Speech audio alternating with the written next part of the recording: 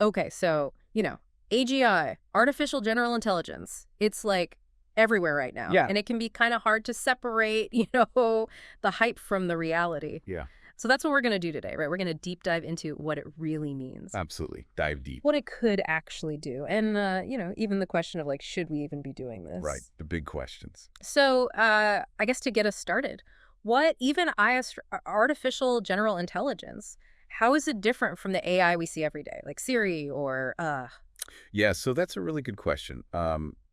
We're kind of used to AI that's good at one specific thing. So you mentioned Siri, understanding your voice commands, or Netflix recommending movies. right? That's what we call narrow AI. It's incredibly useful. Like it makes our lives easier. But AGI is. Mm. It's different. It's about creating machines that can learn, reason, and solve problems Mm. just like humans. So it's those cognitive abilities that are really on par with or even potentially surpassing our own. Okay, so passing. So that is kind of that's a big jump. It's a big one. From like recommending movies to surpassing, Yeah. what, how do we even like, I mean, if it's surpassing us, like what does that mean for us? Well, and that's, I think, where the real heart of the AGI discussion lies.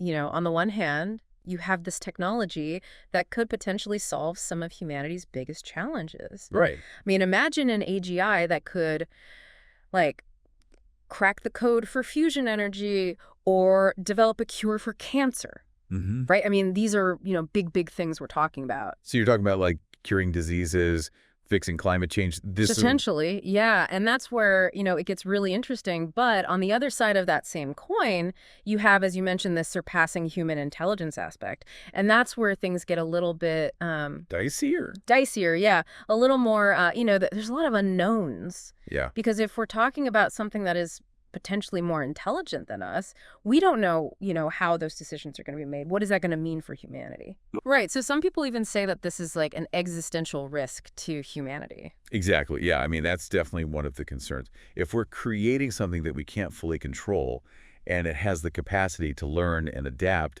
at a rate that surpasses our own, there's always that potential for unintended consequences. Okay, so that's like a big deal, right? Yeah, no, it's huge. And it's interesting because we're talking about hypothetical technology here. This isn't, something that's set in stone. It's not here yet, which makes it really hard to fully grasp and discuss because we're talking about possibilities. Right. So we're talking about like the potential benefits, the potential risks. It sounds like a lot of this comes down to like we just don't know. Exactly. I mean, and that's what makes it so fascinating and also, a little bit unnerving. Yeah.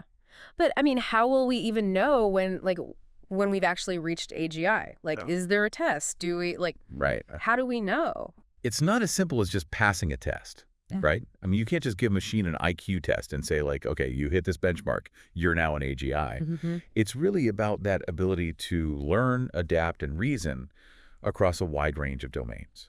So, imagine an AI that could, for example, not only write a novel, but then also understand and respond to literary criticism of that novel. Okay. That's the kind of like general intelligence that we're talking about. So it's more like the capacity for general thought than like acing a specific test. Exactly. Yeah. Exactly. And that's what makes measuring it so difficult, Mhm. because how do you quantify that? Okay, so how do we even begin to build something like that? Yeah, that's a great question.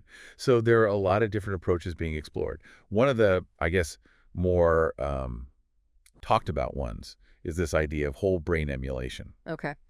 And essentially what that means is trying to create a digital copy of the human brain, Like a whole thing. the whole shebang. Yeah. So we're talking every neuron, every synapse, like Mhm. mapped out in a computer. Wow. So we're essentially trying to like build a digital brain from scratch. Kind of. But, Yeah. it comes with huge challenges because, I mean, the human brain, it's the most complex structure in the known universe. Mm. We have billions of neurons, trillions of connections. And we're just going to like recreate that. Well, that's the goal. Mm. But it's a monumental task. It's incredibly ambitious. It is. And it really highlights the scale of what we're talking about when we talk about AGI. So, I mean, it feels like we're getting into like almost philosophical questions here. Totally. Like if we can create machines with human level intelligence or even greater, should we? Right. And like what are the ethical considerations there? Yeah, those are really, I mean, those are the questions. And I think, It's a debate that we're really just starting to have. And it's not just about the technology itself, but about our values, Right.